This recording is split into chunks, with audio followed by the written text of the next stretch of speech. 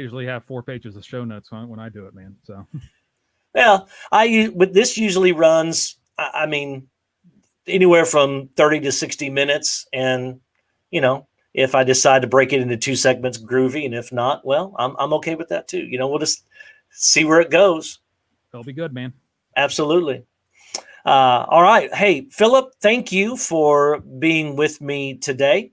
So, what's going on with you? What are you up to these days? Well, Aaron, man, first of all, I want to thank you for having me on. God, it's been almost 10 years, I guess, since we met at that old Perry, Oklahoma. That's right. And when Nick brought me up to speak at your D Now there, and so it's I've enjoyed that we've stayed friends. Kind of the good thing about social media is that That's right. and I have been able to stay connected. But I mean, it's kind of no rest for the weary. I mean, it's bivocational life between the money making part of my ministry and business and the non-money making part, the things that cost me money, as far as that's concerned. And so, inflow and outflow. Yeah. It is, and I just only the names have changed to protect the innocent. And no, so on top of work, I mean, the biggest things that I guess I'm known for ministry wise is the show that we host every week on Sunday evenings called Ryan and Phillip's Conversation Rules. Myself and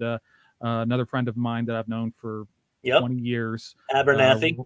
Ryan Abernathy. Yeah. And so we get on there and cause trouble.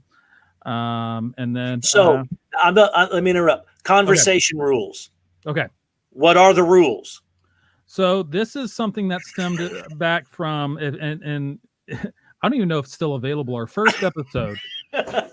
Ryan and I, he's one of my accountability partners. And, when we're talking about something, hey, conversation rules apply. And it's almost kind of, what happens in Vegas stays in Vegas. Yep. What happens during conversation rules. This is the circle of trust. And so that you've now put live on the radio. That we put live on the radio. It's cheaper than therapy, man. And I know that because I'm paying for therapy as well. But no, but wait a minute, don't get ahead of yourself. That's later in the show. Yeah, no, for sure. Yeah, we'll talk about COVID here in a minute. But no, I mean, and so it was an homage to something that he and I have been doing for 20 years of, meeting for breakfast, conversation rules. And it just comes from, a place of honesty, being able to look at things that are going on in our culture, in our church culture, in the world. Yeah. Yes, we do talk about politics because we're crazy people, and that's where the trouble comes in most of the time. Sure. Yeah, of course. And real life or otherwise. Sure. Exactly. Yeah. No. And needless to say, our content cup runneth over. And so, right. But so are you like the Christian SNL for us now? Is that what you all are going to do? Honestly, our goal is I mean, you say that tongue in cheek. Our goal is kind of to be the Christian version of 60 Minutes, and that's kind of where our direction is, and kind of where our heart is. And it's so funny how the experiences of my life because of RPCR have changed. I mean, I've interviewed both of our senators. One of them still takes my phone calls. I've interviewed.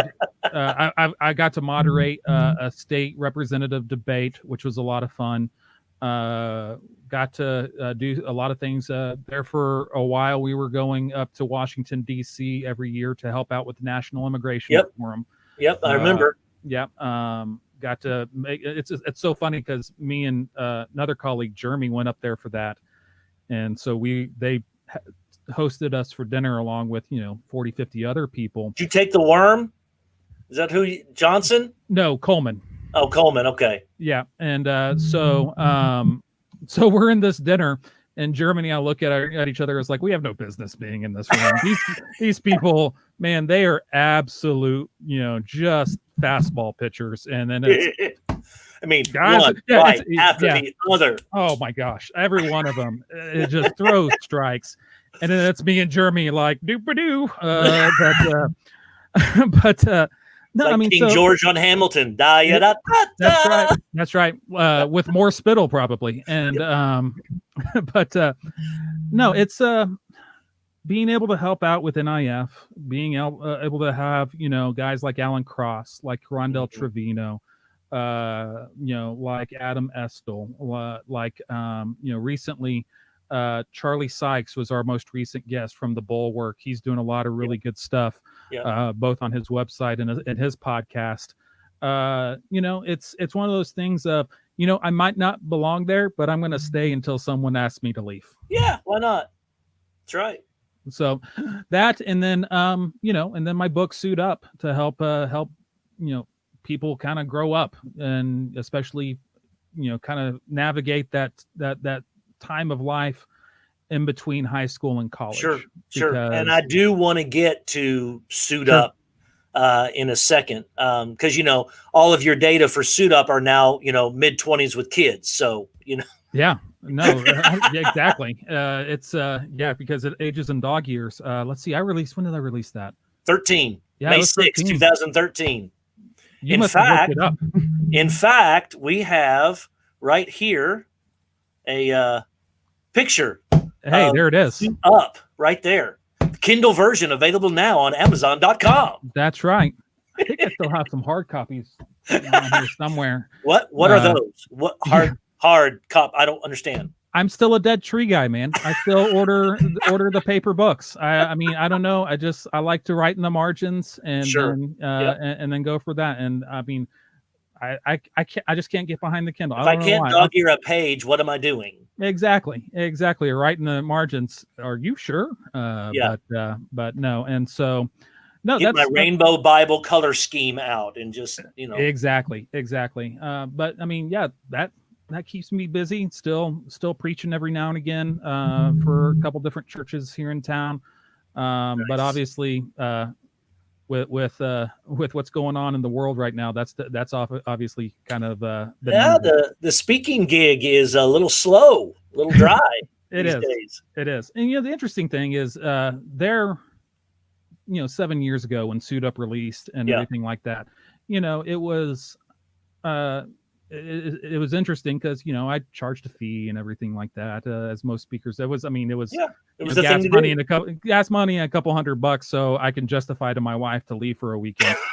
To leave for the kids while you're out gallivanting around. And then Sunday evening is like they're your problem now when I got home. But God has blessed me though, that I don't even charge anything because of kind of how things have moved around. His hand has definitely been on it, and I've been able to bless some different congregations that I wouldn't have otherwise, even 7 years ago, and not have to worry about it sounds almost Gnostic, but they'll have to worry about things like money or anything like that.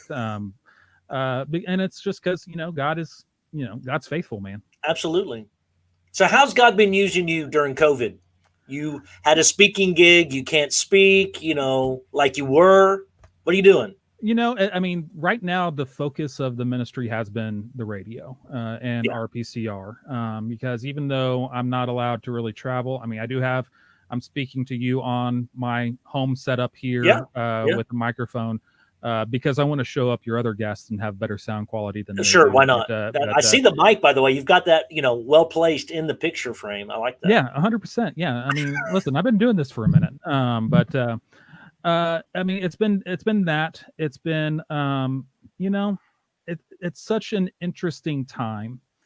I know that's cliche to say so, but as pastors like yourself and other pastors that I'm friends with navigate this, it is, I mean, we're all making it up as we go, That's true. I don't know if in your seminary class they taught pandemic response, but they sure didn't do it in mine. It was a conflict that year. I couldn't get in it.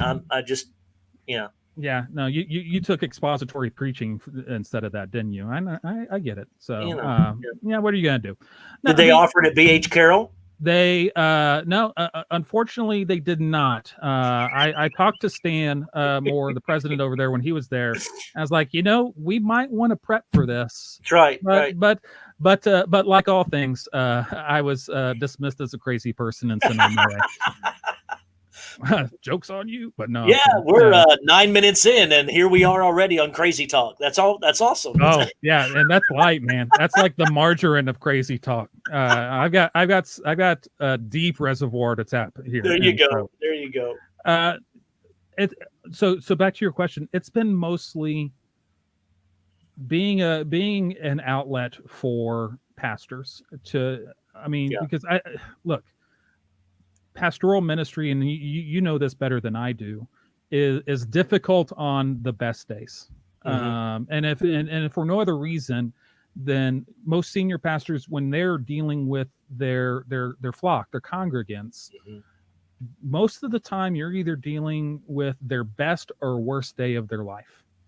You're either helping them plan a wedding or celebrating a newborn child, or sitting with them as they buried their parents, or working through layoffs, or working through catastrophe. And that's before we enter the time of COVID. And I mean, there is it cannot be understated how stressful it is for pastors during this time, as we all figure out what this means for ourselves individually, what it means for our churches. How do we continue to minister to one another, to meet as Scripture commands us to do, to never stop gathering and celebrating how good God has been,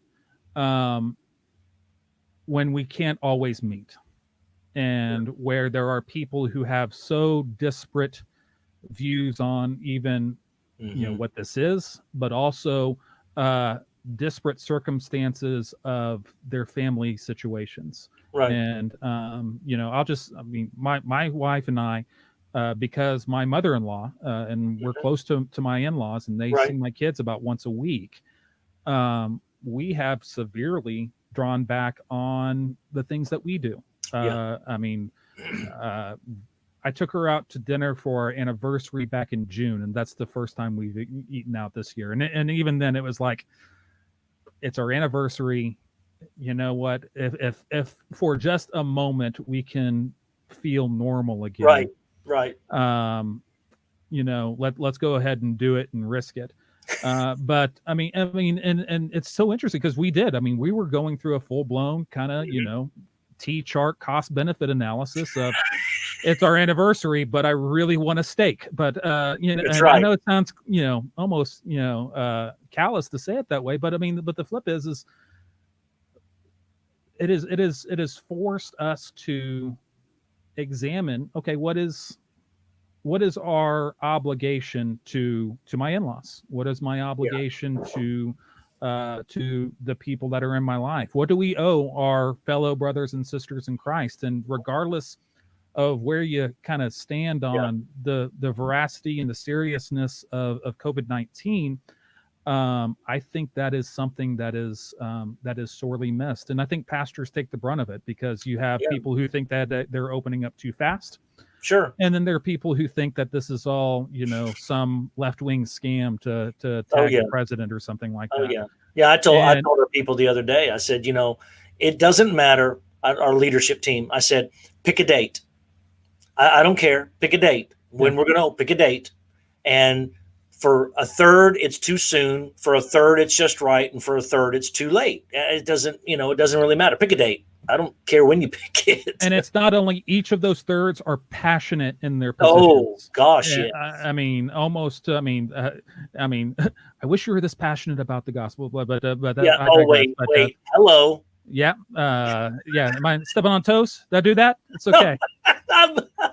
This is the good thing about bivocational ministry is right. I won't get fired from Lone Depot for saying this. So. Here we go. Let's go. Oh my gosh. But no, I mean, and it is it has been a blessing. I'm in a text group with several different other pastors that are navigating this, and it's you want to see real talk, get a bunch of current or former pastors in a text thread, and we have dirt on each other for days. But no, I mean, texting rules apply. Texting rules, yeah. Conversation texting rules apply. But no, I mean, it's and I'll tell you what, First Baptist Crowley. I've known Aaron again for about 10 years now. You got a good one, but the only way to really understand what pastoral ministry is to experience it in between Sundays. Even if you see it, and even if you get a glimpse of it, you really can't understand it on a day in, day out for days, weeks, months, years at a church. And so having that level of being able to be a sounding board for pastors has been a blessing to me, and I hope it's a blessing for the people that I'm in. I'm not going to out the people who are in my text thread. Obviously, that would be inappropriate. But it's. I mean, again, not to go back. They didn't teach this in seminary, and there's no handbook. There's no commentary. To pull out on this and says, okay, here are even best practices, because we're all just working to figure it out. Well, and anything that I was taught practical in the late 90s when I was in seminary, we crossed 2001 and we threw out all those playbooks. Sure. Then I crossed 2010 and 11 and we threw out all the playbooks again. And now we're in 2020 with COVID and, with information doubling every year to 2 years now. And technology doubling as rapid as it is, gosh, it's like, just hold on, let's go.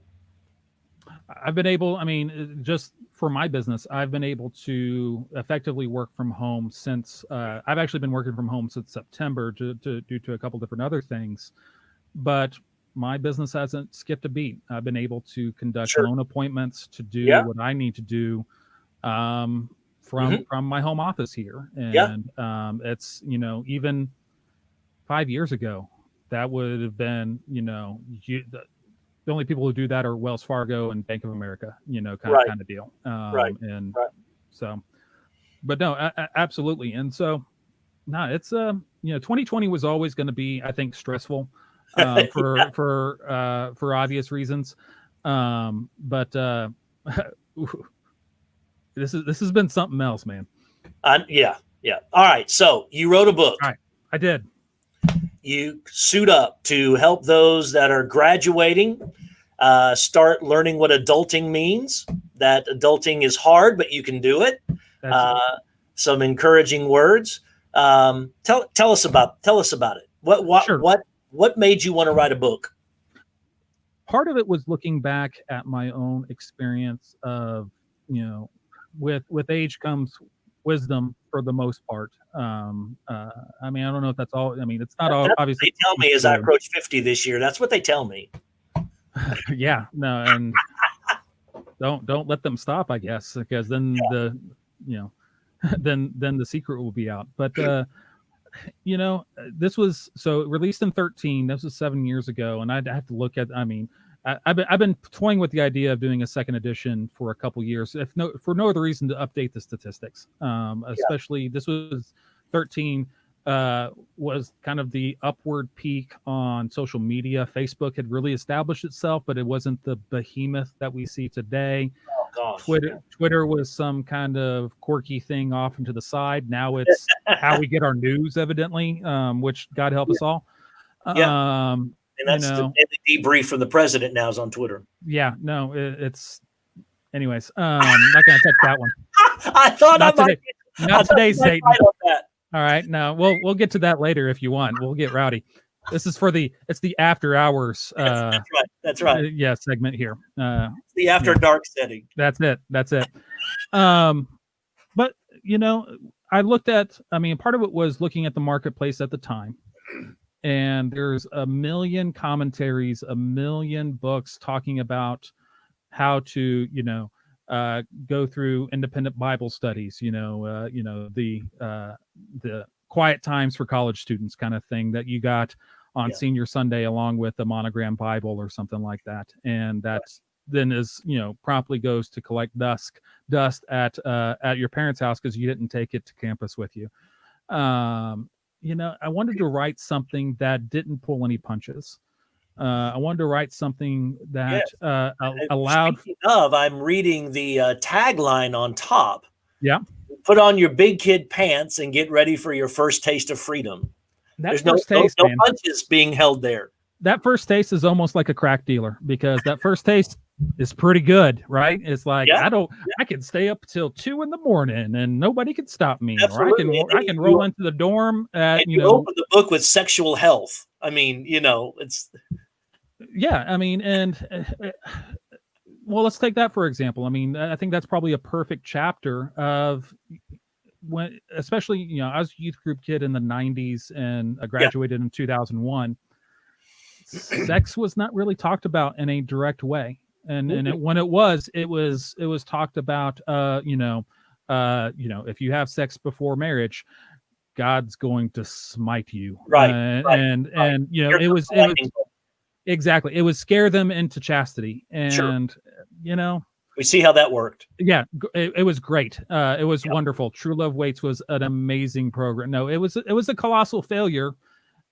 It did some good things, but for the most part, it was it didn't accomplish the goals that it did, because it wasn't completely honest about sex. Because here's the thing, when it comes to sex, talking about sex in the church, we quickly become a bunch of prudes about it. Mm-hmm. But the truth is, God created sex, and He created it to be awesome, and He created it to be awesome in a covenant of marriage, and to talk about the implications of sex, the emotional attachment that we have with our sexual partner, or wife, husband, whatever, to talk about it in a way that isn't like, don't touch the hot stove, but more is like, this is something that is so wonderful and proof that God loves you so much and wants you to experience something that is good and wholesome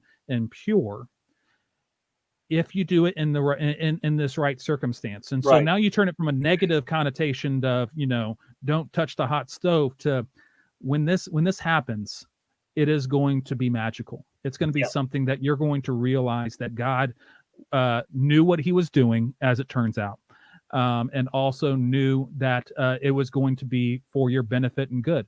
Because I think when you frame it in kind of a negative reinforcement way, it does to an extent reinforce almost a level of inversion of the how casual sex can be, because we don't talk about not only its gift but also its power, and do it in a direct way. And so that was a lot. Honestly, that was the first chapter I wrote of the book, as a matter of fact.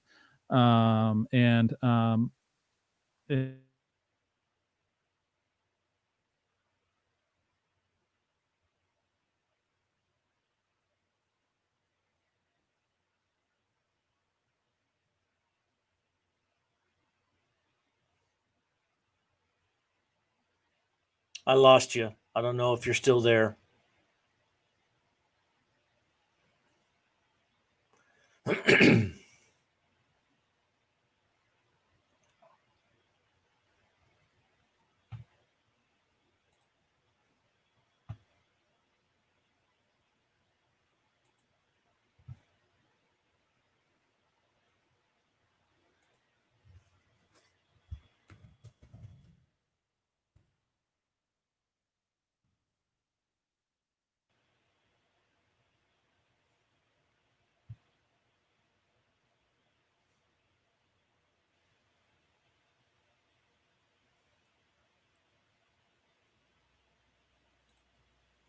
There you are. Evidently, my Wi-Fi just broke. We broke the internet, Philip. I was wondering when I was going to do that. I've been trying this entire time. But, I don't even have a blue check mark, I guess. So, I mean, shows what the power I have. But right. So where did I lose you? We were we're talking about sex, right? Yeah, sex in the church. We broke sex the in internet. the church. Yeah, and so listen, it's not any of my people who pulled the plug. You might want to check your backyard, bro. You were talking about how sex in the right situation, in the right frame, is beautiful, wonderful, exciting, and makes me think of Japanese blowfish. If you cook it just right, it's a wonderful thing to eat. But if you don't do that right, it'll kill you. It'll kill you. Yeah, 100%. And so, just the strategy, and we see it because I've seen even kind of, True Love Waits to, Revenge of the Promised Ring or whatever, kind of float around. And it's, guys, the definition of insanity is doing the same thing over and over and expecting different results. Right. And look, student ministry has changed even since I was in the game. Absolutely. It's changed when I was a student minister. We have to divorce ourselves from the thought that anything that I talk about in the book or anything that has even crossed your mind as a pastor, as a student pastor, as a parent, we have to divorce ourselves from the thought that that's the first time our students have heard about it. Absolutely. And it is frightening. Even my chapter on social media, for example, is I would have to probably take that down to the studs and rewrite it entirely, because the entire 7 years later in social media world is like 3 centuries. 100%. And the level of exposure and the level of and we could, I wrote a chapter on it, and we haven't navigated it with my kids. I have a almost 12 and 13-year-old, and my 13-year-old, because she's curious, because as a teenager everything is the most real right now, right? Found ways to find things on the internet that I wish they hadn't, and we have the parental controls, we have all of that. They know the way around it. Yeah, they become hackers and find the back door into things, and it's look, it's your kids, my kids, our students, yes, are going to learn about these things. The only question is, do you want them to learn about that from the internet? Right. Which always works. It's so informative. 100%. Or do you want them to sit down with with someone who loves them, and has their best interest at heart, right? And wants to make sure that they avoid the landmines that are out there, and the landmines are out there. And honestly, 7 years ago I wrote this for 16, 17, 18-year-olds. Honestly, I've seriously considered giving it to my 13-year-old and saying, hey, let's read this and talk about it, because absolutely. It's amazing. When I have mine's 16 and 18. So, when they were coming through 5th, 6th grade, I had been involved in youth ministry, cooperating and helping youth ministry, and mine are coming up 5th or 6th grade. And I'm like, the stuff that we just talked to the seniors about last year, my middle schooler is like, understands every bit of that and needs guidance in it. And it's just like, that's just not how it should be, but it is. Well, and not only that, I would push back on the idea that they understand it. Well, no, they know about it. Sure. I think I'm with you. Yeah. When I think there's a important distinction, and when someone asks me to kind of elevator speech the book, my first thing is there's a huge difference between knowledge and wisdom. And yes.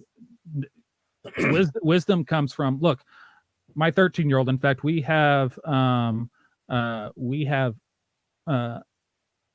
sat down and had pretty pointed discussions about incredibly serious things. I'm not going to share all my business here with you. No, don't expect. But it has been, hey, there are people in your life that will literally kill or die for you. I mean, and I am one of them. I mean, if the bullet's coming, I'm jumping in front of it. If something hurts my baby, somebody's going in the ground tonight. I mean, and that's just, that's parental instinct and all of that. And we are blessed that I have, family, friends that are like family, especially in some of the rougher times that we've had.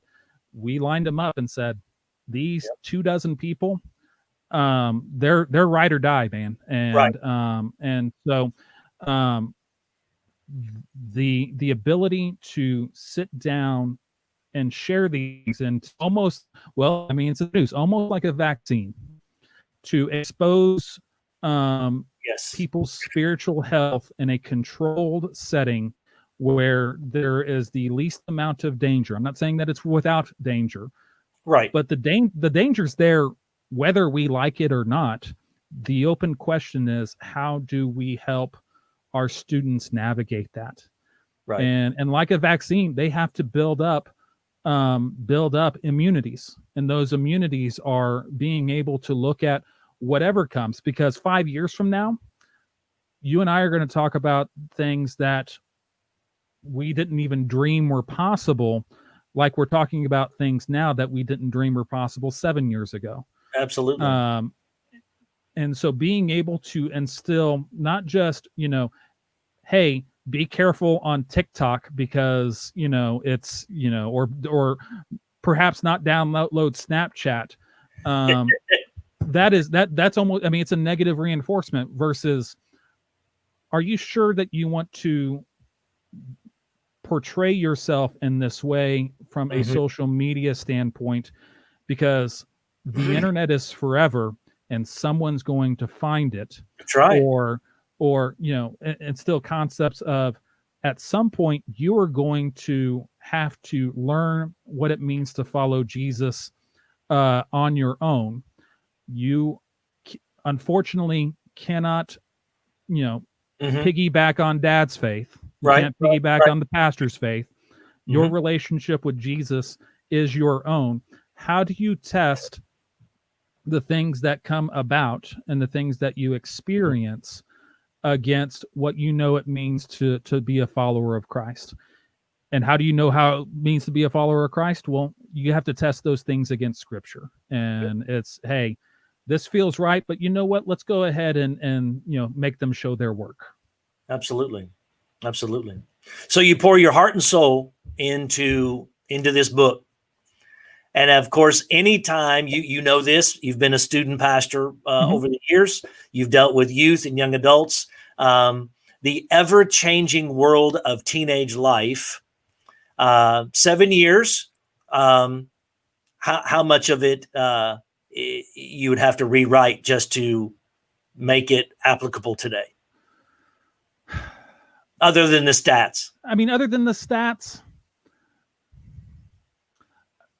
not as much as you'd think. Good. No, I don't know. That's why I'm asking. Yeah, and because, I mean, because it is more than a checklist of if you do this, then it will work out or something like that. Sure. Because that is where things change, because there is moving targets as far as that's concerned. 15 books about moving targets. Yeah. Exactly. But it's something that what I try to do is teach people how to think, not what to think. Yeah. And that is the thing is, hey, let's chase this down to its natural end. And there are some things that do shift, but there are things that are constant. Sure. For my chapter, I do talk about money. And as a part of that, actually, I do kind of a financial ministry. I sit down with people, help, especially crisis ministry, because in my job for the last 7 years, either as an underwriter or as a loan officer, I've seen countless bank statements, pay stubs, W-2s. I usually tell my clients that before we're done, I'm going to know you better than your best friend, because I'm going to know how much money you make. I'm going to know how much money you got. Yep. And one of the things I tell even my financial coaching clients is, you don't have to tell me what your priorities are. I can look at your bank statement and your I'll balance find sheet. that out pretty quick. Yeah, and I'll know what it is, and I'll know if you. I'll even know if you're a good cook or not. And so, so things like that, concepts like, good stewardship of money, because that's, if you spend all your money, then you don't have any kind of thing. That's true yesterday, today, and forever. Oh yeah. Staying out of the payday lender. That's something that I haven't shifted my stance on. Right. So Good. updating stances, maybe a little bit of cleanup, and there's probably conclusions that I probably got a little bit over my skis on, that I probably walk back a little bit. But for the most part, it's something that, if I did a volume 2, which, like I said, I toy with it every now and again, then I get, bombarded with something else. Oh yeah. The rewrites wouldn't be as extensive as you'd think. How should the church be leveraging COVID right now, in your opinion? And are we doing a good job, or are we failing at it? That's a loaded question. Man, no, yeah. I backloaded that one for you. Yeah, you did, didn't you? There's a couple. I'm going to expand the premise of your question a little bit, okay? Yeah. Because how should the church be leveraging COVID is also akin to how the church should be leveraging 2020. Mm-hmm. Because 2020 is, as we've seen, more than COVID. With everything, I mean, the George Floyd thing being probably most, chief among the things that are non-COVID story related that sure. we will remember about 2020. It's going to be COVID, it's going to be George Floyd, and it's going to be the election. Yes. Those are probably the three major. And the conspiracy theory that ties all of those things together. Yeah, no. So hold on. I think my George Soros check came in today. So that's sweet Soros money. Let's see what he has to say. Yeah, no, I get downloaded instructions every day. Which the funny thing is that, on the show, we for 4 years, when it's come to things like equitable justice, mm-hmm. when it comes to things like law enforcement overreach, that's probably been one of the themes of RPCR. And so even when, the week it happened, in fact, the week it happened, we talked to Dwight McKissick, and who's been a regular guest on our show, to talk about that. He actually clued us in on Breonna Taylor before Breonna Taylor was actually on in the news. Oh, wow. And so when it comes to things like that, we have been on the forefront for 4 years. I mean, that's just something that, we are all made in the image of God, because of that we're all made in the Imago Dei. We have inherent worth and inherent respect, and inherent dignity. And when that is challenged, I believe that to be a pro-life issue. When that is diminished, mm-hmm. and look, we all watched the video. Mm-hmm. George Floyd's life was treated as lesser than. Yeah. As the officer put his knee on his neck for 8 minutes and 46 seconds. So going back to your question, how do we leverage 2020? The thing that has struck me when comparing some of these events to events of history, and it's fitting that that we're talking about this shortly after the passing of John Lewis, who is, in my opinion, is a giant, especially when it comes to the civil rights movement. And sidebar, so the picture of the Alabama state trooper standing exactly where John Lewis got his skull cracked, and them giving a salute as he made one last pass on Edmund Pettus Bridge. And I know a bridge in Selma that's in need of a new name. I'm getting goosebumps just even thinking about that picture. Yeah. So if you look at what John Lewis did, he was seminary trained. He was, along with C.T. Vivian, was active in local church. The local church was active in the civil rights movement. What prompted a lot of Bloody Sunday is that people of faith were killed that week. And so when you're talking about leveraging that, I think one of the things that is striking to me as we look at the entire kind of all of 2020, whether it be race relations or the relationship between the police and the citizenry, and also just raw bare knuckle partisan politics, the thing that gives me pause and that actually saddens me is that the culture has not looked to the church for any kind of prophetic voice or any kind of guidance or anything that they did even in this during the civil rights movement. Because in the civil rights movement, the church was, you could see their fingerprints all over the civil rights movement. And I think that's convicting to me. Yes. In a sense that for a while, and this is going to be a sweeping generalization, and that's always dangerous. But there has been a perception amongst the culture that the American church is interested in protecting what they have and circling the wagons around, their cultural identity, their perceived rights, and I'll get to that here in a second, and the things that protecting against things that they view as an attack or a threat.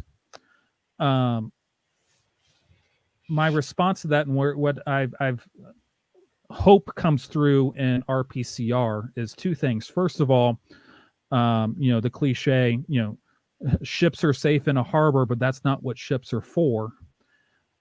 Christians are safe in the church, but that's not where Christians belong. They belong being a prophetic voice, and with the only motive being the gospel and nothing else.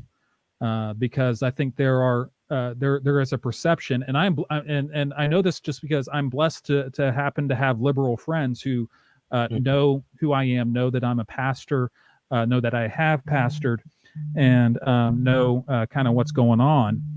They ask me, why, where is the church, and B, why is the church reacting like it is? And a lot of times I don't have a good answer for them, because a lot of times it feels like that the church is trying to convert someone to something other than the gospel of Jesus Christ. And so when we're talking about looking at 2020 as a whole, how can the church leverage this moment? I think part of that is to look at, to take a real honest and thoughtful look at how we're leveraging even the moments in our community, leveraging the moments that we have with each other, and then taking a real good look around of our friend group, of the people that we interact with, and then asking the really, really tough question of, does anybody in my friend group not know Jesus? Or are the people that I hang out with just look like me? Right. When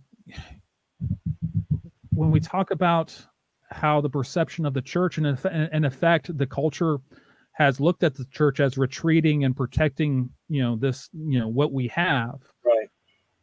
In essence, I would say that the culture just did it in kind. That they looked at the church and said, well, if you're going to go retreat into your Baptist bunkers or your Methodist, bunkers or whatever, we will too. Then that's fine. We'll just figure it out without you. Right. And here's the thing is that if we believe that God is good, and I do, then I also believe that goodness does come from God. And therefore, if goodness then comes from God, good outcomes come from godly actions and godly motives. And if we keep under, I think I read this before, if we keep our light under a lamp, under a shade and not on the lampstand. Yep.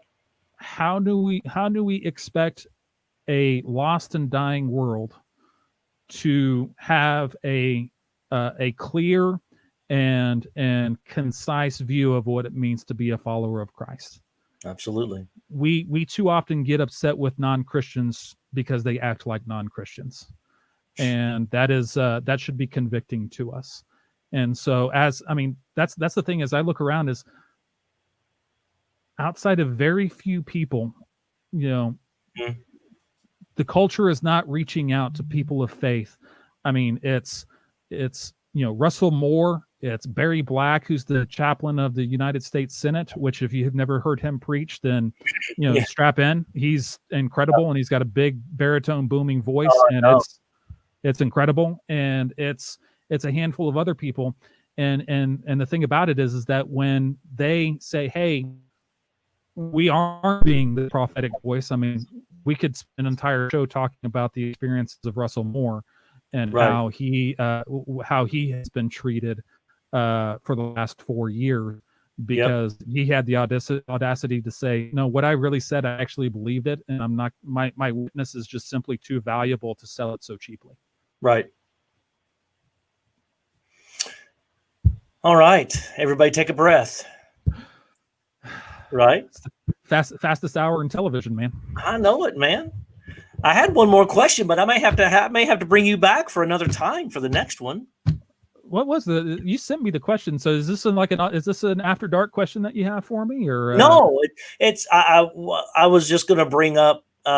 You've had the opportunity over the years to do a lot of speaking to parents as well as to students. You need to ask this question. Okay, I remember this question. You need to ask this question. If you could tell parents one thing today, what would you tell them? You're going to be okay. Yeah. I said earlier, my kids are going to be doing school from home, and I'm still not completely sure on how that's going to work. Right. I mean, I think they're sending us home with Chromebooks, but I actually had a thought the other day, is that, do I need to start buying some MacBook Airs? Because I office out of the house. So, I mean, the desktop is not, is occupied. Yeah. And I have a laptop for when I actually do go and have loan appointments with, kneecap to kneecap, when we used to do that sort of thing. You are living in a black swan event of a year. Yeah. Nobody knew what 2020 was going to hold on 11:59 p.m. on December 31st of 19. There have been times in my own, parenting, that my wife and I look at each other and it's like, we don't know what we're doing. Right. And that was before we experienced a global pandemic that has killed 150,000 of our fellow citizens. Yeah. And has dropped an absolute 1919 style atom bomb on the economy.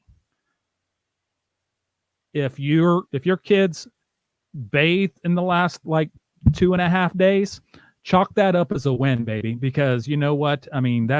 Sometimes that's just the best that you can hope for, is to live to fight another day.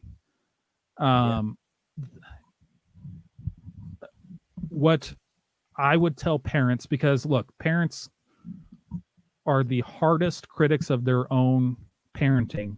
Yes. That exists, because you love these kids so much that you will kill or die for them. Mm-hmm. And the world is shifting beneath your feet. Just as that they didn't teach pandemic response in seminary, there's no book, there's no 7 Habits of Highly Productive People or whatever, that Stephen Covey's book, Actually, there's 12 of those, I think, now out on the bookshelf. I'm an old earther when it comes to that. I'm a 7 guy. All right. So I don't recognize the other 5. All right. Right. But, that's not canon. Right. But no, it's, you deserve grace. Absolutely. You deserve grace because Jesus said so, and he's God and I'm not. Yep. And he's God and you're not. And why would you not extend yourself the same amount of grace to yourself that Jesus already did? So look, we ordered pizza the other night and we were proud to do it because nobody wanted to cook. And I've got dishes overflowing right now. And, and it's going to be okay. And it's going to be okay. Listen, the Instagram stories, and I don't know if that's still a thing because, COVID. We don't know. Yeah, whatever. Yeah. It is not in your interest to set up an expectation that is unrealistic. And yet we do it all the time. Every day we do it. When we started doing, like everyone else, I mean, right, we're still on spring break, right. Because they let out like 2 days early for spring break and we never went back. Same. Yeah. And, I was like, hey, I'm going to have the kids, I'm going to put together a chore list and my house is going to be so awesome. And it's going to be so great. And my kids are going to love me. And I told my daughter, hey, maybe think about cleaning your room today. And she had, you saw in pre-show, she hasn't gotten out of her pajamas. And you know what? Just not worth a fight today. And we'll live to fight another day. That's the one. And you know what? Nobody's life is going to be changed today if the room doesn't get picked up. And that's okay. And I mean, that's okay. And there are just times it's like, you know what? Those dishes can just stay there. They'll be there when I get to them. And it does not make me any less of a parent. It does not make me any less of a person. I'm no less of a father because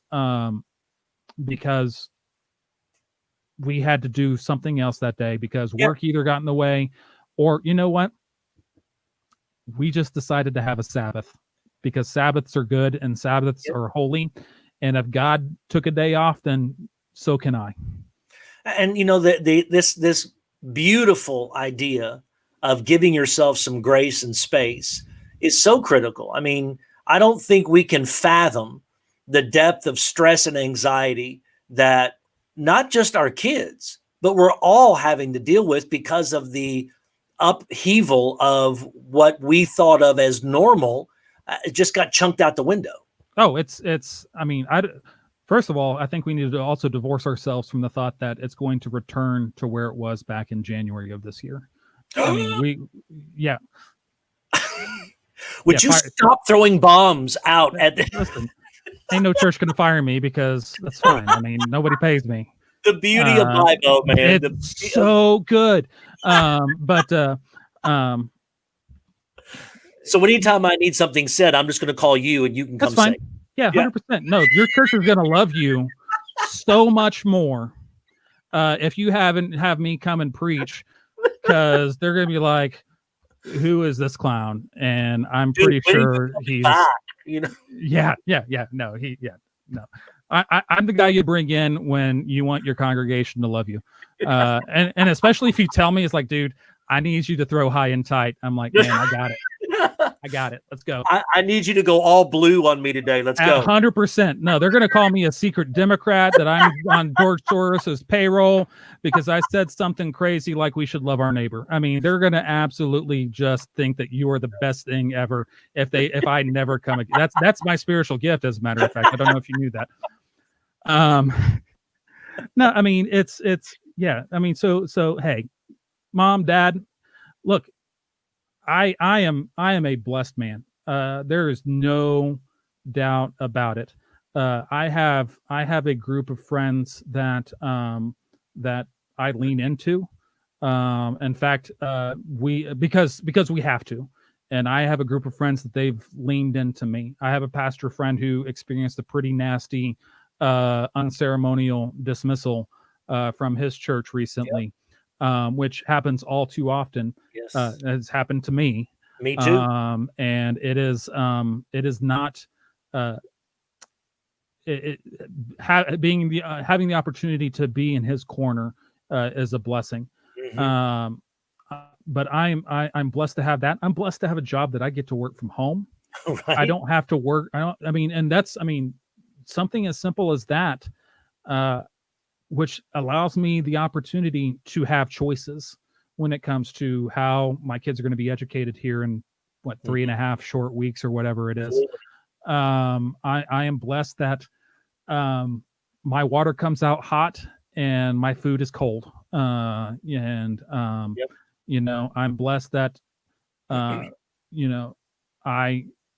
God has gifted me the ability to do all these things, and to be able to have these choices. But I am the exception to the rule. There are people in our church today who both parents are working. Yep. And hopefully. And they're looking at they're looking up to the north and to the east to that swamp that is over by the Potomac, and they're looking and saying, I'm unemployed and you're looking at cutting my unemployment insurance because you think that I'm lazy or something like that.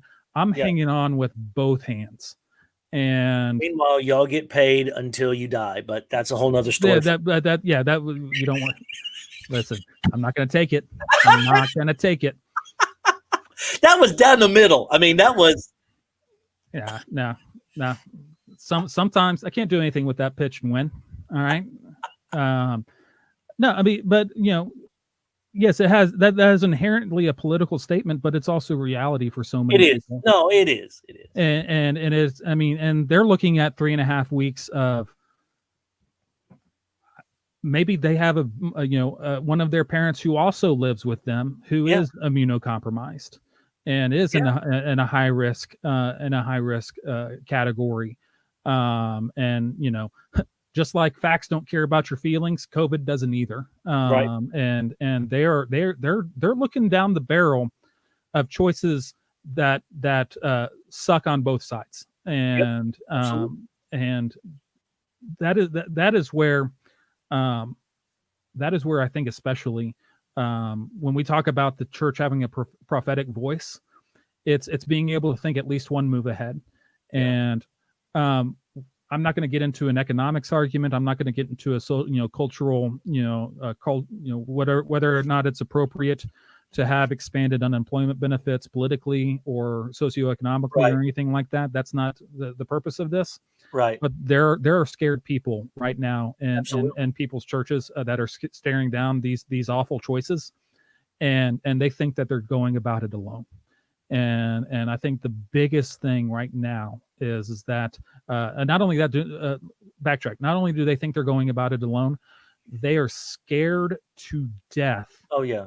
To let anybody know that they're on the struggle bus, because heaven forbid that we don't walk into a church or to have it all together and not have it all together and say everything's great, God is good, and I'll have another donut, please. Yeah. Phillip, hey, thanks for being honest and being with me today. Man, I appreciate it. Dude, I appreciate our friendship, and let's do it again, man.